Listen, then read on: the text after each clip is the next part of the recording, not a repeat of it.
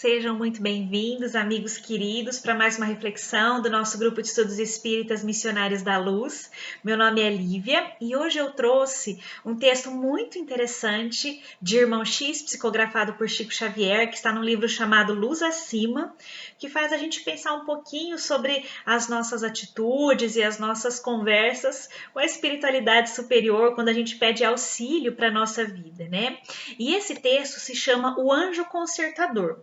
Lá, Irmão X nos diz o seguinte: quando o crente enfermo conseguiu encontrar, após longas súplicas, o anjo consertador, prosternou-se reverente e falou, banhado em lágrimas: benfeitor celeste, socorre-me por piedade. Trago o estigma do fracasso, sou profundamente infeliz. Contra mim permanecem associadas todas as forças do mal. Nas menores particularidades do caminho, sou perseguido sem remissão. Meus negócios falham, meus interesses sofrem prejuízos infindáveis, minha saúde perece, vivo coberto de preocupações e sofrimentos. Embalde, busco o auxílio da prece, porque, depois de frequentar templos diversos e tentar devoções diferentes, me vejo tão aflito quanto antes. Restaura-me o destino. És o benemérito consertador das vidas frustradas. Atende-me. Sinto-me desfalecer. O emissário angélico o deteve, e auscultou delicadamente o desventurado. Mirou-o, compadecido, e considerou. Realmente, o seu desequilíbrio comove. Porque a súplica daquele homem, meus amigos, era daquela pessoa que está desesperada, daquela pessoa que chegou ali no fundo do poço, que está sofrendo, que nada dá certo. E muitas vezes é assim que parece que acontece na vida, né? Quando tá tudo bem, tudo bem. Mas aí, de repente, a coisa começa a dar errado, e parece que tudo dá errado. E esse homem estava vivendo justamente essa situação e pedindo esse auxílio. Ó, já frequentou casas religiosas, sabe essa questão de como é importante essa conexão com a prece. Ele está falando, me acode, é isso que eu venho pedir. Como nós muitas vezes fazemos na nossa vida, né? Fixou nele um olhar muito límpido, o anjo que estava lá conversando, o anjo consertador, e iniciou um carinhoso interrogatório para poder entender melhor a situação dele e auxiliar. Falou assim, meu amigo, você tem fé? Sim, o sofredor respondeu, minha confiança em Jesus é ilimitada. E você deseja receber a sua paz, aplanar o seu caminho? E ele respondeu, eu suspiro por semelhantes realizações. O anjo ali, instrutor, fez uma pequena pausa e acrescentou, você sabe que o homem é uma peça viva, dono de uma consciência própria, senhor da sua razão pessoal e herdeiro de Deus? Sim, reconheço, disse o homem desesperado. Pois bem, ajuntou ali o ministro da espiritualidade, o serviço restaurador que me compete há que basear-se na aceitação do homem. Não podemos assaltar o coração quando a criatura se refugia na cidadela da vaidade e do orgulho. Assim, se você nos aguarda a intercessão, responda lealmente às minhas perguntas. O homem enfermo, envolvido na luz irradiante ali do embaixador celestial, reconheceu que seria inútil mentir naquele momento. E aí ele começou a fazer as perguntas. Você vive em família e exerce uma profissão regular? Ao que o homem respondeu, sim. Compreende seus deveres de amor, gentileza e assistência para com os domésticos e suas obrigações de respeito, solicitude e atenção para com os superiores e também os subalternos? Vivendo em comunidade na luta diária, sabe livrar seu fígado e seu coração das nefastas projeções vibratórias do ódio e da revolta? Exercita regularmente suas noções de fraternidade? Combate a intemperança mental pela contenção dos impulsos inferiores? Procura dar a cada pessoa que o cerca o que lhe pertence? Serve sem reclamações e evita o clima escuro da maledicência? Põe o espírito de serviço acima de suas preocupações individuais? Preserva, em suma, a própria paz? O homem, na hora que ouviu aquilo, ficou meio assustado e falou, tudo isso é demasiadamente difícil. Concordo, observou o anjo. A elevação demanda esforço, mas o meu irmão não aspira à claridade do alto? Ora, aventou o doente, um tanto desencantado. Como agir dentro de tais normas em ambiente refratário aos nossos ideais? Não tolero exigências nem aceito cooperação incompleta. E se me vejo rodeado de pessoas sem mérito, segundo o meu modo de ver, como tributar-lhes consideração respeitosa? Não compreendo a justiça inoperante. Além disso, no círculo doméstico, sou infenso aos desaforos de quantos me acompanham na vida. Dou-me com muita mais harmonia com estranhos. Meus parentes fazem questão de hostilidade permanente e não cedo 1 centímetro em meus pontos de vista. Se preferem a guerra aberta, que fazer se não aceitá-la?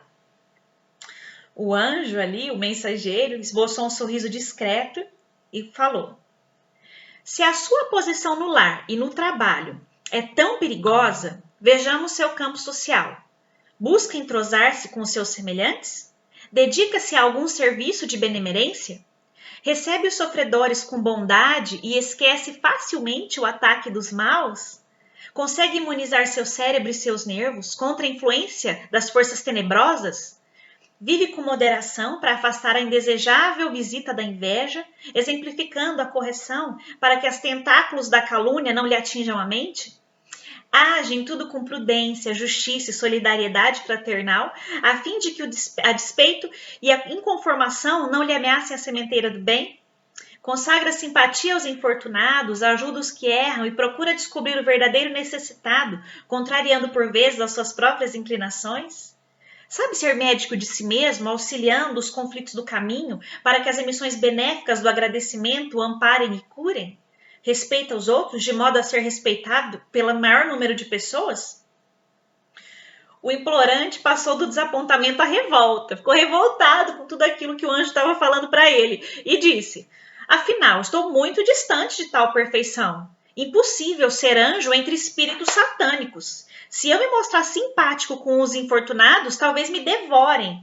Em geral, os sofredores são mais preguiçosos que propriamente infelizes. Não sei aturar gente má e acredito que a justiça não existe senão para essa espécie de criaturas.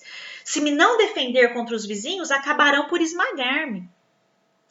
Fitou no interlocutor divino os olhos enfadados e rematou: justamente por viver enfermo e desalentado é que venho rogar-lhe o auxílio. Como quem diz, né? Ora, se eu conseguisse fazer tudo isso, estivesse tudo bem, não precisava pedir ajuda para o anjo, né? É justamente porque eu não consigo fazer nada disso que eu estou pedindo ajuda. E aí o anjo disse: mas explique-se, o que pretende então? E aí o homem falou para o anjo: não és anjo sublime, o administrador da restauração? Eu quero o reajustamento da vida, um milagre de socorro celestial. Oh, sim, suspirou o emissário. Você também está esperando uma violência de Deus. E desvencilhando-se do sofredor, despediu-se, calmo. Devia atender a outros setores de assistência. Massas angustiadas aguardavam-no mais além. Oh, abandona-me! Desamparas-me! Gritou o pedinte singular sob forte irritação. Ficou muito bravo que o anjo estava indo embora e deixando ele ali com aquele monte de reclamação. O próprio céu me detestará, o homem falava. E o anjo, o mensageiro angélico, entretanto, esclareceu, sereno. Você ainda não foi desconcertado a ponto de merecer conserto. Antes de nossa intervenção em sua estrada, o sofrimento terá grandes quefazeres ao pé de seu roteiro. E acenando para ele com destra fraterna, concluiu: noutro século, encontrar-nos-emos outra vez. Meus amigos, que texto para a gente pensar, né? Que chama muito a nossa atenção sobre a responsabilidade que nós temos em muitas situações que nós vivemos, né? Em muitas situações que nós vivenciamos e que trazem dor para o nosso caminho e que às vezes a gente começa a pedir ajuda para Deus, para a espiritualidade, para o anjo guardião, para que a gente consiga se desvencilhar daquela situação, esperando realmente um milagre, mas sem querer fazer aquilo que compete a cada um de nós. Aquilo que é realmente a nossa parte de atuação, né? E é interessante que quando o anjo vem fazendo essas propostas, a gente às vezes tem aquela falsa impressão: nossa, então para ficar tudo bem eu tenho que virar um santo, eu tenho que virar um anjo. E estudando, a gente percebe que não é bem assim. Mas a gente precisa se propor a começar a fazer essa busca dessas melhorias diárias para que a gente consiga mudar o campo que está ao nosso redor, a energia que está ao nosso redor, o modo como os outros nos veem, para que a gente consiga atrair coisas melhores para a nossa vida, né? E reparem só, o homem reclamava que estava tudo ruim na vida dele, mas ele queria estar sempre certo, ele não voltava um passo atrás para poder conseguir fazer a harmonia reinar no ambiente em que ele estava, tanto com a família quanto no trabalho. Ele olhava ao redor e, ao invés de perceber pessoas como ele, semelhantes a ele, com as mesmas dificuldades, com as mesmas buscas, né? Todos nós temos dificuldades, todos nós temos ainda sentimentos ruins no coração que precisam ser trabalhados, mas ele via como se os que estivessem ao redor fossem sempre os maus da história, né? Ele falava até os satânicos, ele usava um termo forte assim para falar, e ele não conseguia enxergar que eram pessoas como ele, que estavam também vivenciando a sua busca, que também tinham dificuldades que precisavam se melhorar. E nessa história fica muito claro para a gente que o anjo fala, ó, tá sempre ali à disposição para auxiliar, mas que precisa sim que nós façamos a nossa parte nessa busca de melhoria, né? E quando eu li essa história, eu lembrei muito de uma cena que eu achei muito interessante no filme Nosso Lar. No livro também tem a situação que é descrita com pormenores, mas quando a gente assiste o filme é legal que a imagem às vezes marca a nossa mente, né, a nossa memória, e foi uma imagem muito forte também, em que André estava com a equipe espiritual lá, que vivia em Nosso Lar, desceu até o umbral para prestar um socorro a pessoas necessitadas, a espíritos desequilibrados. E quando chegaram lá, viram vários espíritos ali naquele desequilíbrio, xingando, gritando, fazendo loucura. E aí aqueles espíritos de luz que chegavam para o socorro estendiam as mãos, assim, como que chamando, tipo, vem, vamos, quer auxílio? E ao invés de pegar a mão e seguirem auxílio desses espíritos de luz para lugares melhores, onde eles teriam realmente aquilo de que necessitavam, teriam amor, teriam acolhimento, teriam essa busca pela paz, eles viravam as costas xingando. E quando a gente vê essas situações que o anjo coloca aí sobre a nossa vida, né, nós, de uma maneira diferente, mas simbolicamente, estamos fazendo a mesma coisa que naquela cena do filme aqueles espíritos desequilibrados faziam. Viravam as costas para o auxílio celestial que sempre está presente nas nossas vidas, mas que para atuar com efetividade espera também que nós façamos a nossa parte, né? Que nós abramos os nossos olhos para aquilo que é bom, para aquilo que é de luz, para aquilo que Jesus nos ensinou e nos trouxe, né?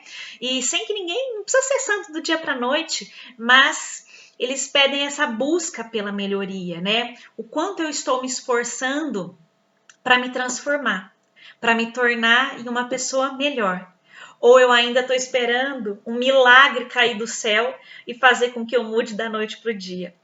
Fica aí essa reflexão, meus amigos, que a gente possa ter esses olhos de enxergar que o verdadeiro milagre que o céu irá nos trazer é esse auxílio baseado na nossa proposta de vida, na nossa proposta de buscarmos o bem, de buscarmos sermos melhores, de buscarmos sim estar alinhados realmente com a harmonia universal, com aquela que nos ensinou Jesus. Um beijo grande a todos e nos vemos na próxima reflexão.